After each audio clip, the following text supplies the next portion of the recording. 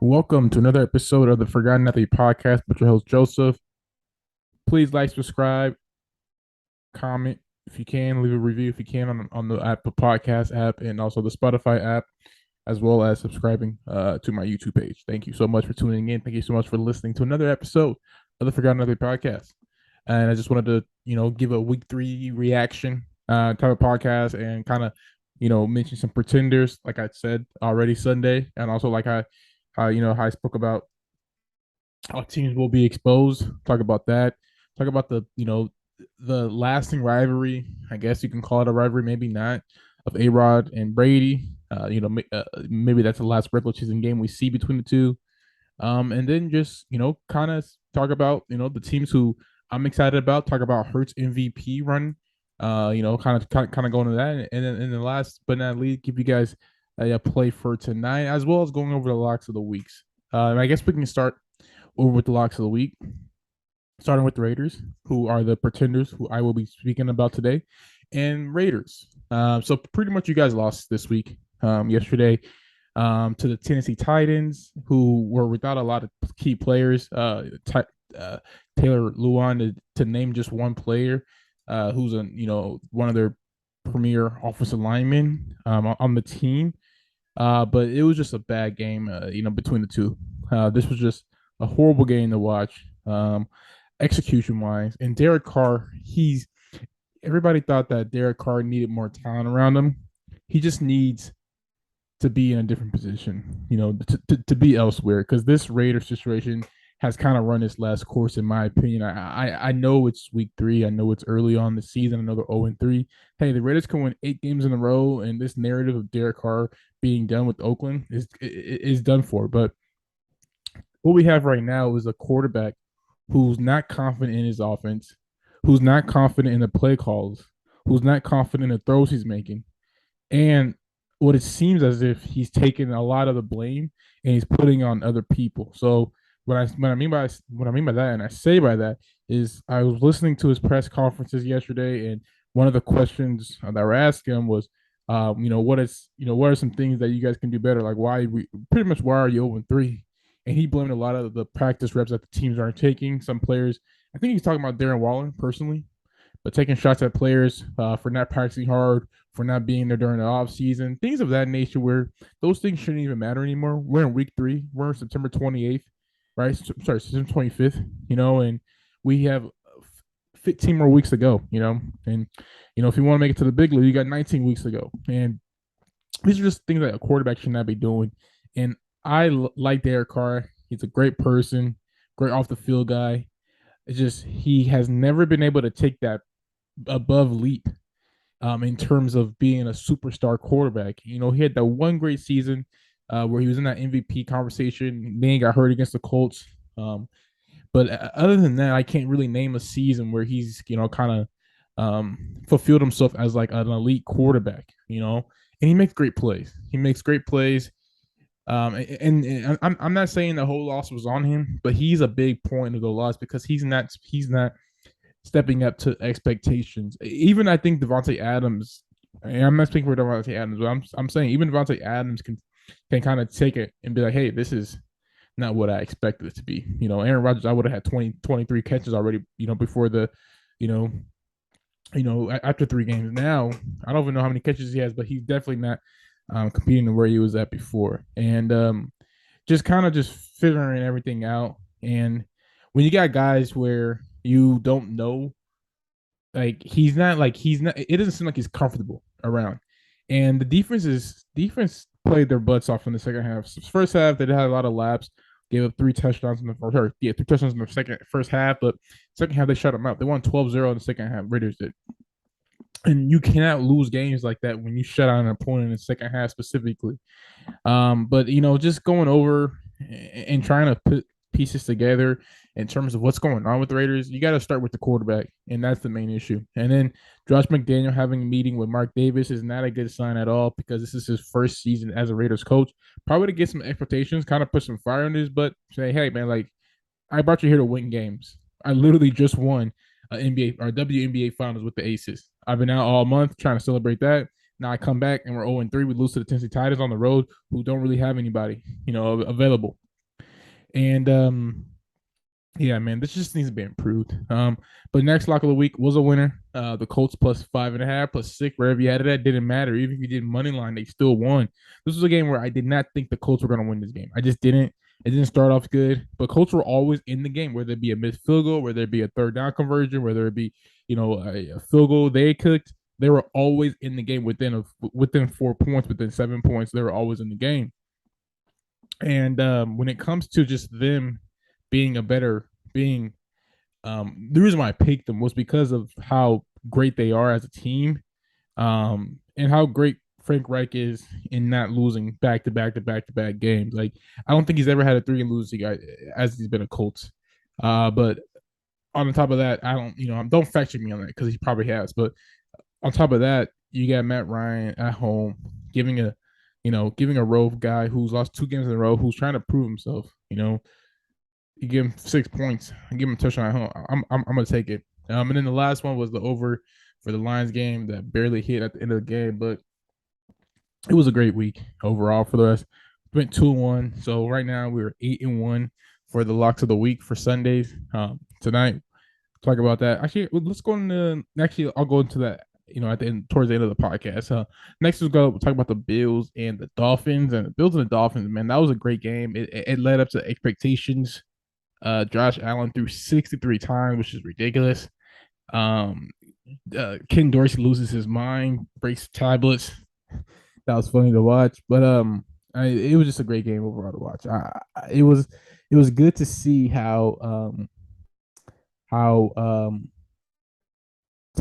Tua, sorry, I can't think of his name. Tua was able to kind of bounce back from some setbacks he had, especially with that injury, and that's going to be talked about throughout the media where with his injury, whether that was real or not. But just kind of getting a bounce back from that point, right, where he went down, they were down, and then they come back in the fourth quarter, 3rd and 20, hits Waddle for a deep pass, gets him into the red zone, score a touchdown on that same drive. That was just a great game by the Dolphins, and it just seems as if they're going to be the team that's always going to be in games. Like they're if they lose any game, they're going to lose like a lot of like 1-score games. Like I don't see this team losing by multiple, touchdowns or by like double digits, just because they seem like a team who's always going to be in the game, just at all times, and it's always going to come down to the last possession.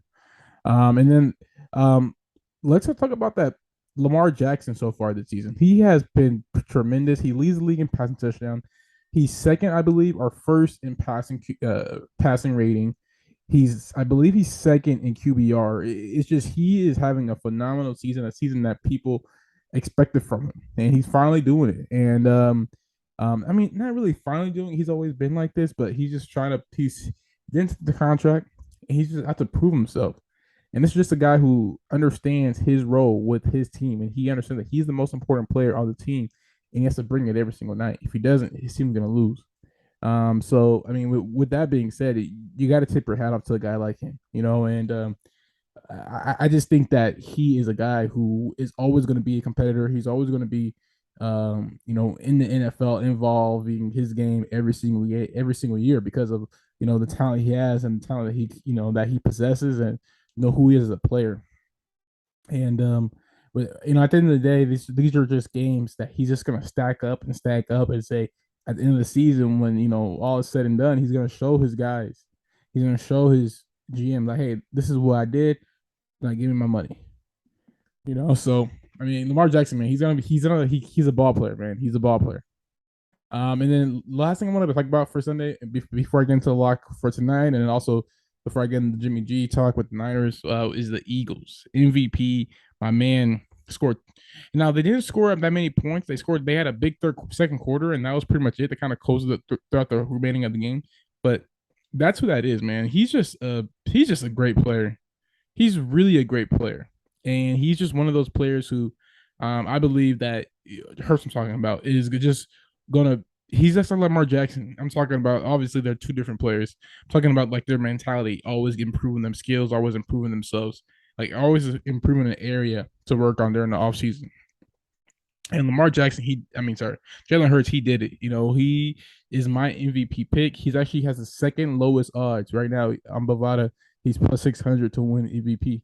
I got him at plus 2,000, and I got him at plus 4,000 earlier in the offseason. So I have two pending bets on Jalen Hurts, and this is just super exciting because I believe that he's only going to get better. And Josh Allen, I know he's number one right now for MVP, but I just don't see him doing that. I just don't. And I'm super excited for see Josh Allen. I'm sorry, Jalen Hurts. What he's done, what he's been able to do, the receivers he's had, he's been able to take advantage of those guys. He's been able to like act on those people's talents, and he's just been able to ball out every single week. And it just this defense is great. They're superb defense. It's just I don't know. They impress me every week, and I'm looking forward to seeing what they have. For the next few weeks, just because they're 3-0 right now. They're riding hot.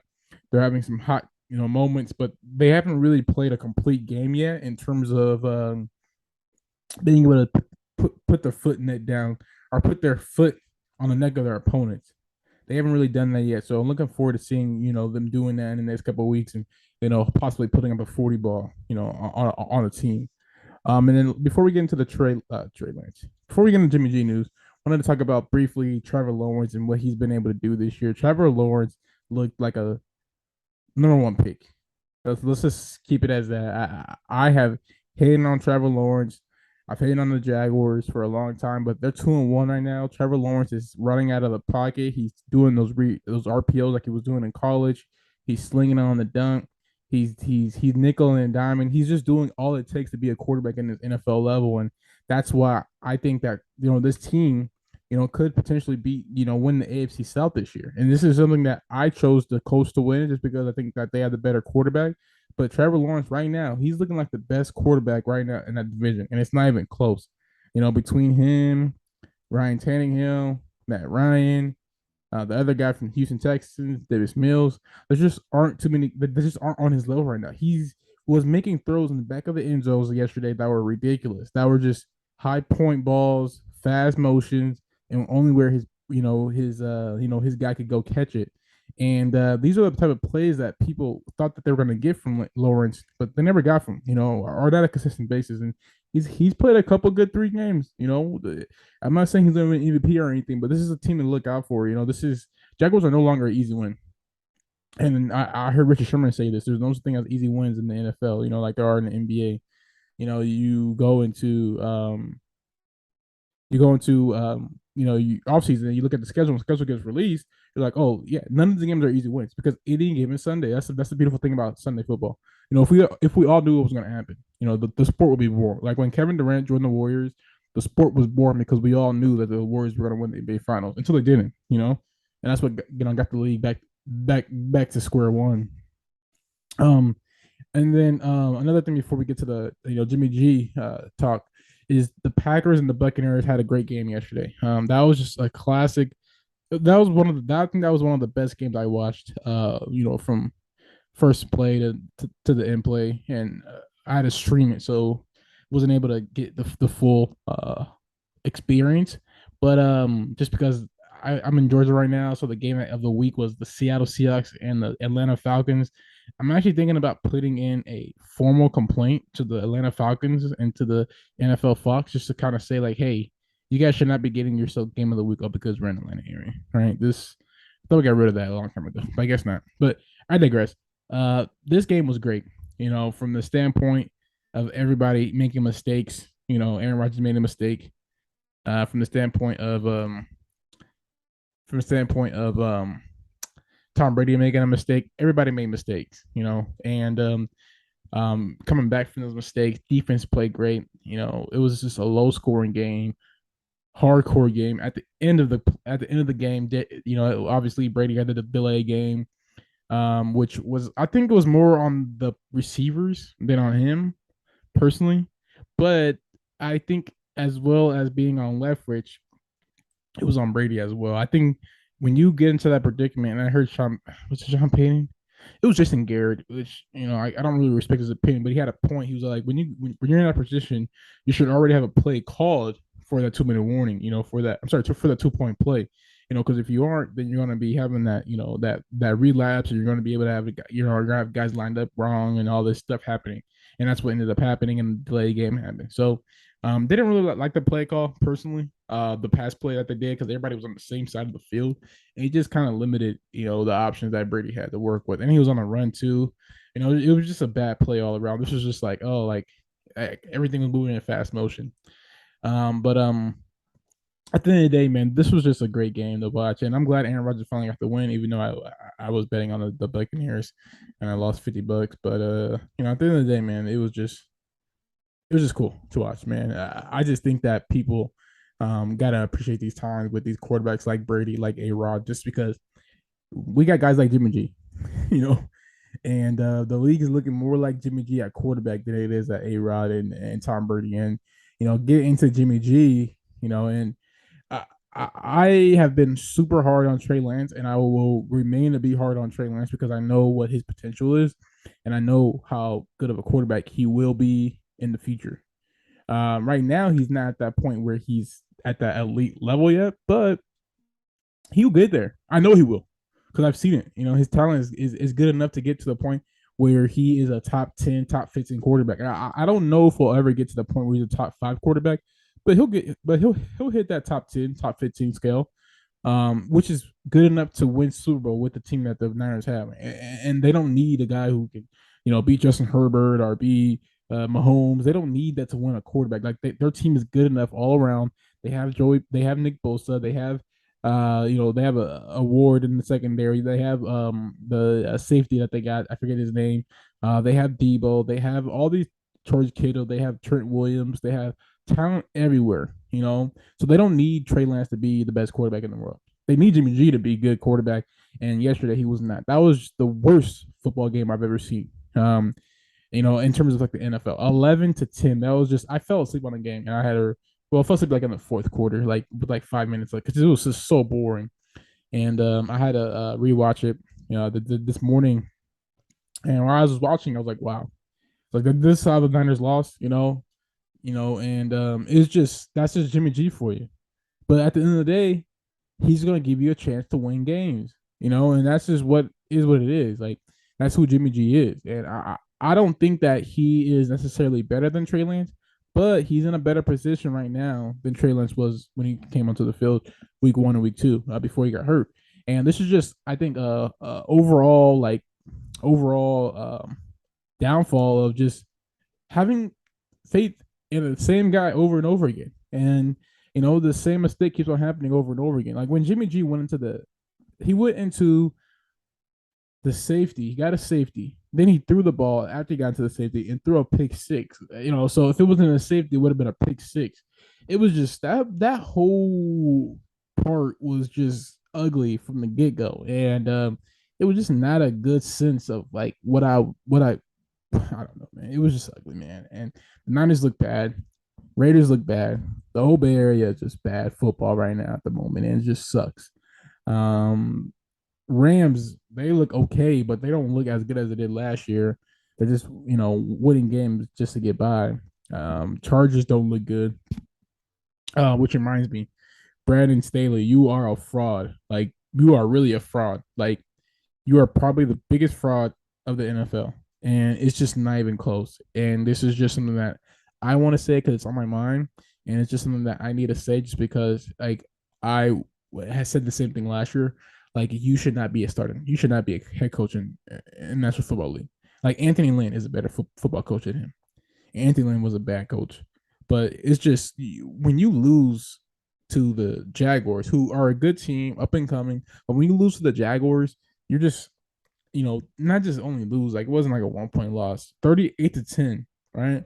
And then the worst part of it is you had Justin Herbert in the game while you guys were down that many points. Like, what was the point of? I just want to know why. Like, why did anyone ask him that in the media? I didn't hear anything about it. I didn't see anything on Twitter about it, but that's something that I would want to know. Why was Herbert in the game when you guys were down by 4 touchdowns with 5 minutes left to go? Like, what was the thinking process of that? What was going on behind that? Like, why was it necessary for Justin Herbert to be in the game? I mean, it was obviously he was in pain from just when he went down, he was just on the ground for like 5 seconds, just getting some air. So why would you put him, in the game, knowing that he's down?